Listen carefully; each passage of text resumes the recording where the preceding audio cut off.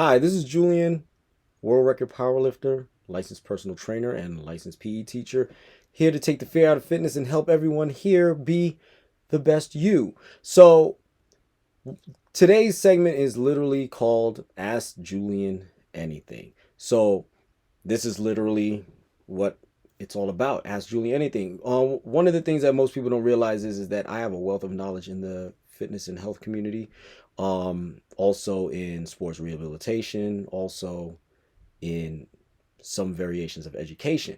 Um, One of the things that most people don't realize is that because of the world we live in today, it is more important than ever to have very reliable information given to you. So, without further ado, I'm going to give it to you. So, I got a few questions that was asked to me, and I'm going to answer them here on YouTube. So, here we go.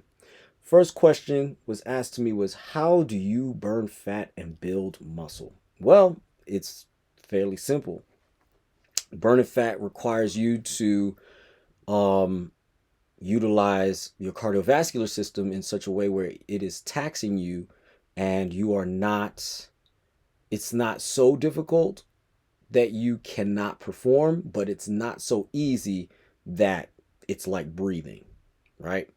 Building muscle, you would eat good proteins, good carbohydrates, lift heavy, lift often, and work your muscles to exhaustion, and eat appropriately and time your meals, specifically the ones after your workout. Time your meals well enough to where you will benefit from growing muscle instead of just simply developing fat. And then last but not least, burning the fat is huge because you will, by building your muscles, you will in fact burn the fat. Um, how often should I do cardio? It depends on your goals. If you are a athlete where you're trying to run long distance, I would still say run maybe 3, 4 times a week.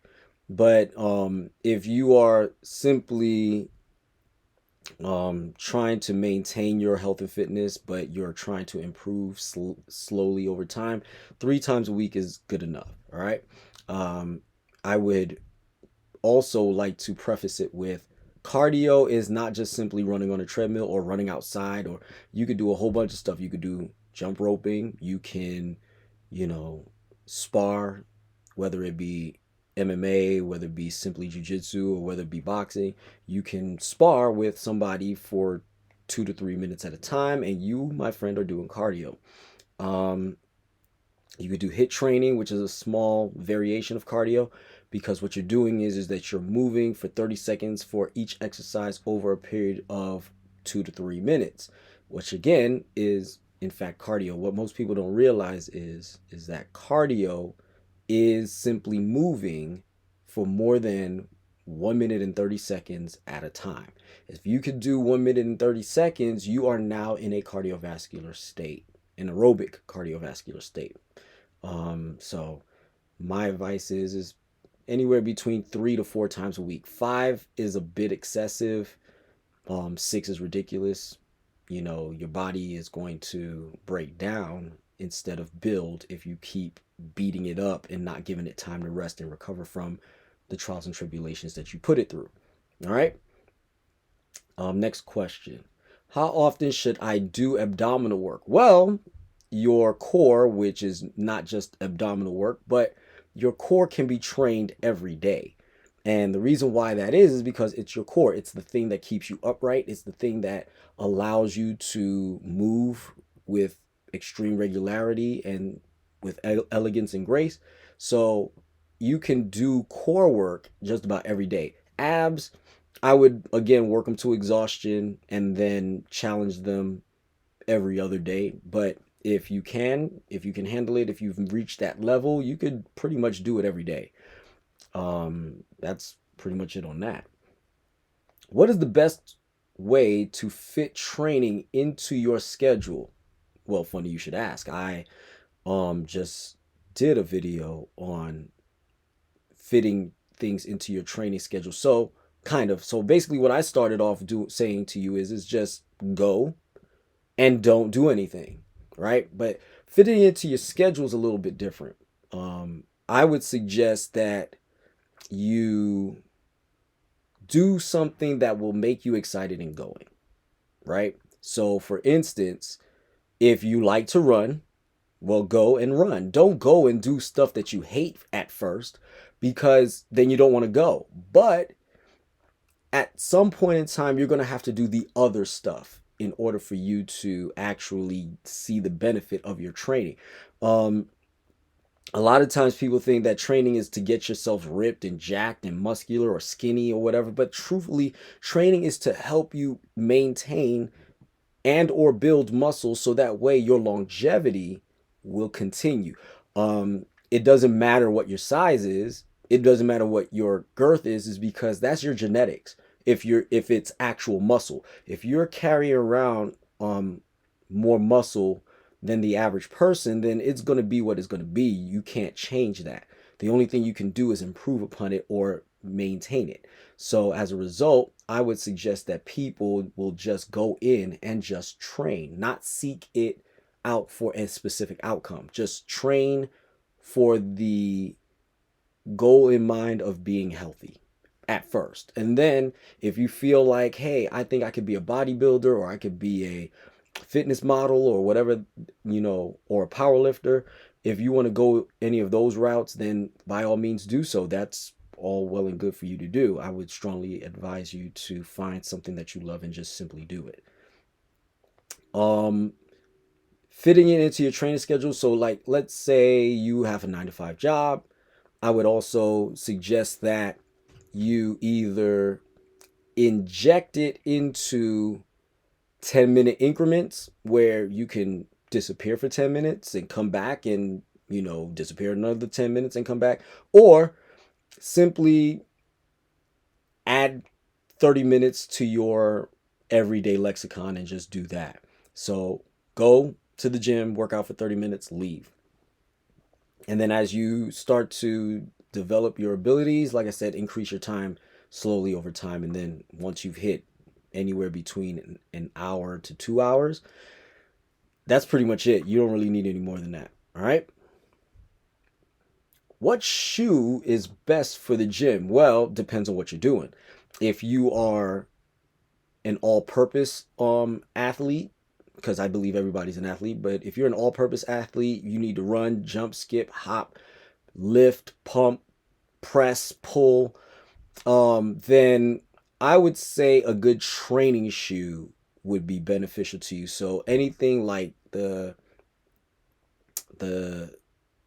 what would that be? The Metcon, the Nike Metcon would be a good one. Noble shoes are pretty good. Some Jordan sneakers are pretty good. There's a lot of shoes that would be really good for you. Depends on your feet. So, but what I will focus more on is how your shoes fit you, how your sneakers fit you for what you're doing. So powerlifters usually use flat bottom shoes, Chuck Taylors, Nobles, Atomics, those types of shoes to actually lift in, so that way you can your feet are flat, because when you're powerlifting, you're required to wear a specific kind of shoe, which is, like I just said, a flat bottom shoe. You can't have any heel rise in it, because it gives you an unfair advantage when you're lifting. So depending on what your goals are, what you're trying to do, then do that. Air Zoom Pegasus for running. There's a lot of running shoes: Hoka's, Air Zoom Pegasus, Saucony's, Asics. All of these are running shoes, and I would recommend any of them as long as they're comfortable on your feet.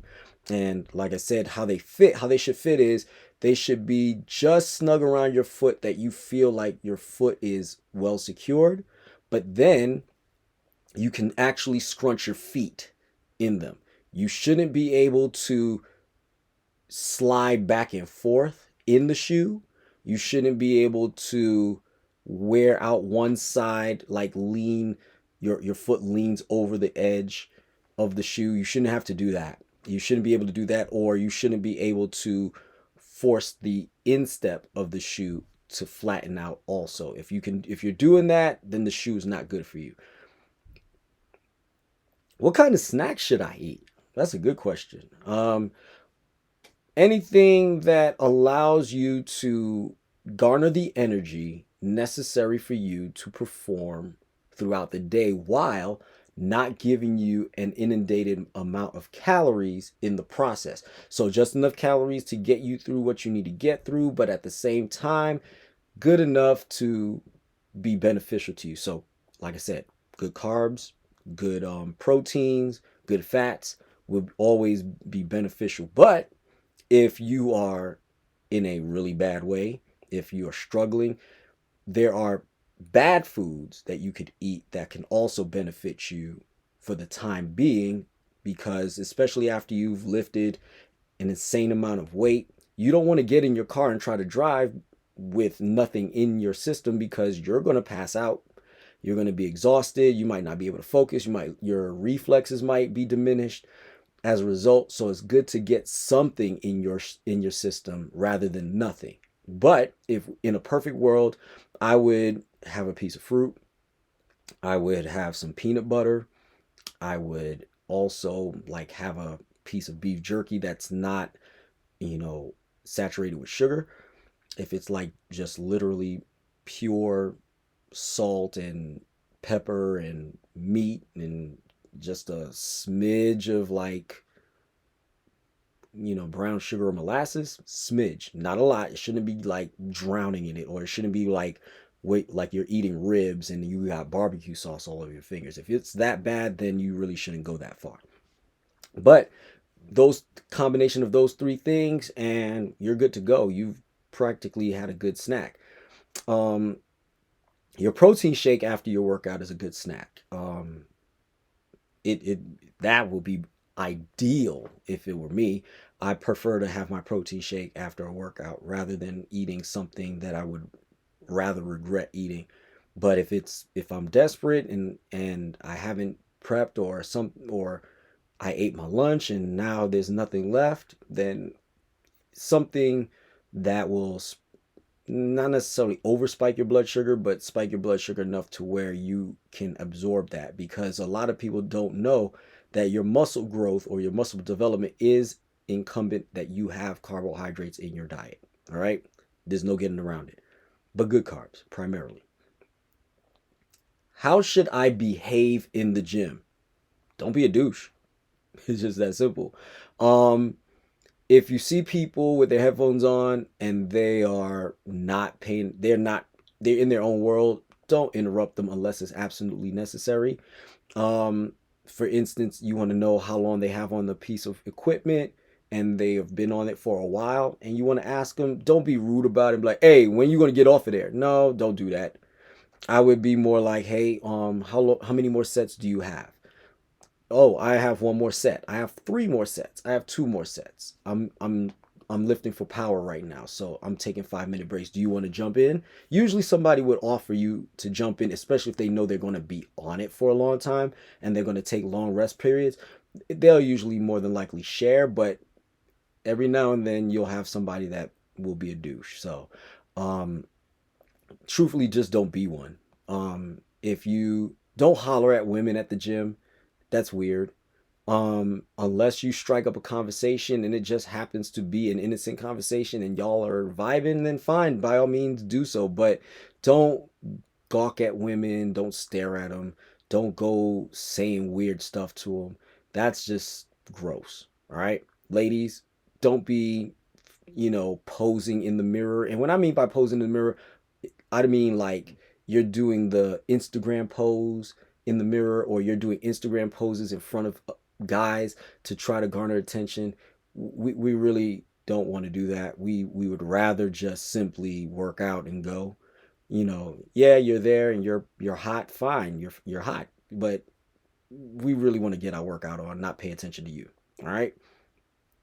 Um what's another thing?